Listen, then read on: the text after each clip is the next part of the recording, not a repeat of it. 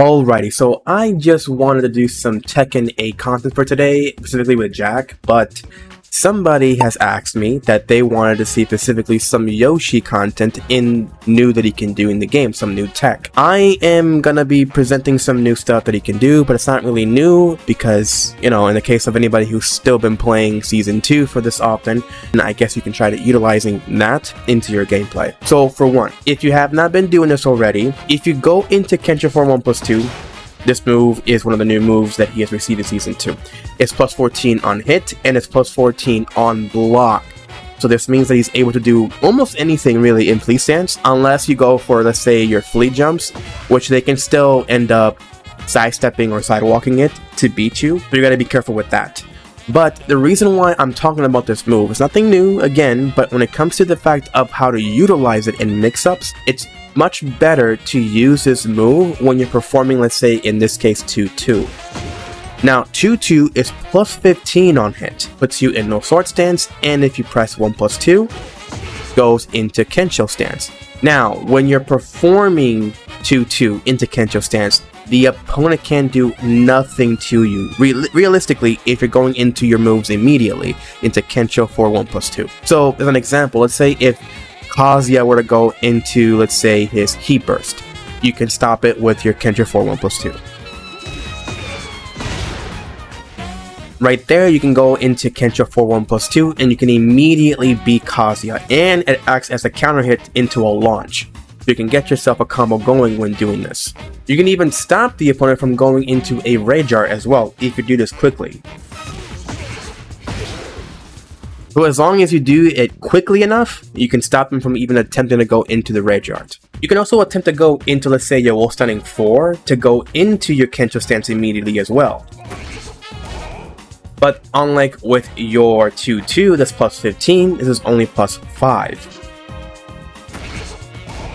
So they actually have more ample time to sidestep you if they want to, or even interrupt you with a jab.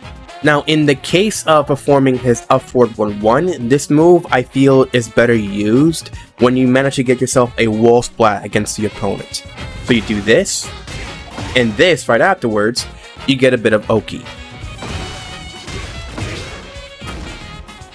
This puts you into Indian stance, so then you can immediately go for whatever type of mix-up you want to go, let's say into Indian 1, which is an unblockable, or if you want to go into Indian 4, into another Indian if you want to, or you can go into your 3+4, which is your fastest option in Indian stance.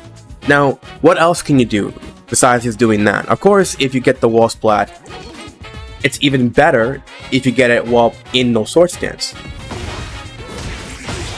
This actually flips the opponent back to their feet, but it gets you more Oki, or at least it gives you some mix-up options as well while you're in fleet stance.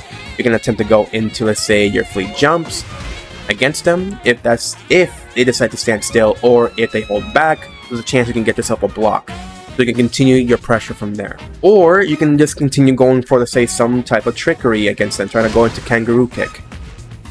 But the overall best option is that if you do get the splat and you go for up forward 1-1 and you perform fleet 2, depending on the angle, you can get yourself a combo going with this.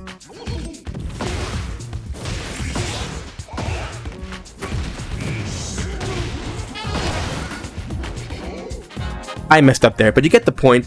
You can go into up forward 1-1, and if they decide, you know, to stand up and not block the fleet 2, you get up quickly enough to do a wall standing 4, and if they hit the wall, you get yourself the combo going, performing heat burst, and from there you can go into kangaroo kick or either sidestep 2 to get yourself the bound. Of course, it's very tricky still, because let's say you do this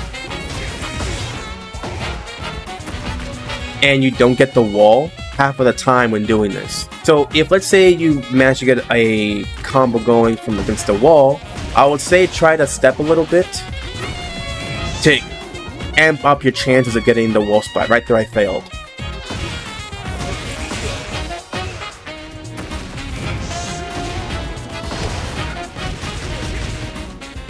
But this is even better. So as long as you do a slight sidestep to your left and then perform a forward 1-1, you can get this Oki to work half of the time or majority of the time if you get yourself the instant wall stunning 4 to then perform your heat burst right afterwards. And yeah, that's about all essentially. There really isn't anything else that I can think of.